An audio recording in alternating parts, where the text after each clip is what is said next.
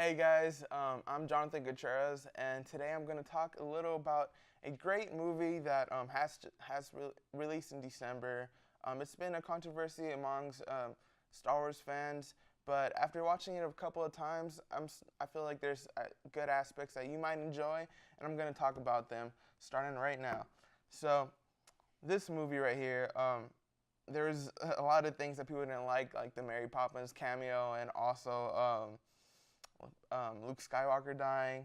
But I think some good aspects about this was kind of like the Jedi Order itself, having to like leave that in the past.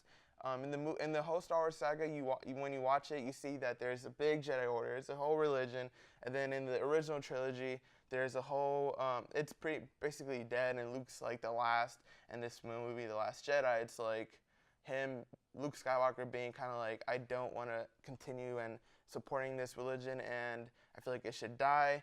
And I feel like he knows that he must start fresh, and with Rey as well.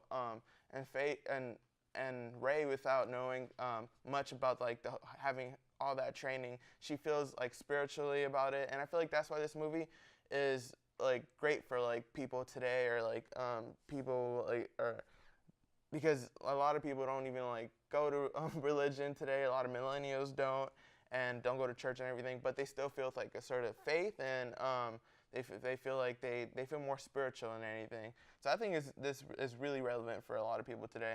And also, I want to talk about some characters like the Kylo Ren and Rey dynamic. I think that was really cool, just because Kylo Ren, I've liked him from the beginning. He's really conflicted, and he doesn't really seem to know like what he wants. But I feel like at this point of the movie, at the end, it's kind of like, yo, it's too late. I got to keep going with this path that I'm on.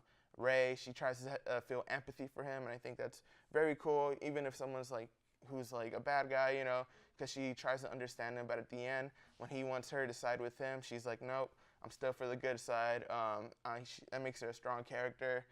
She was not seduced at all.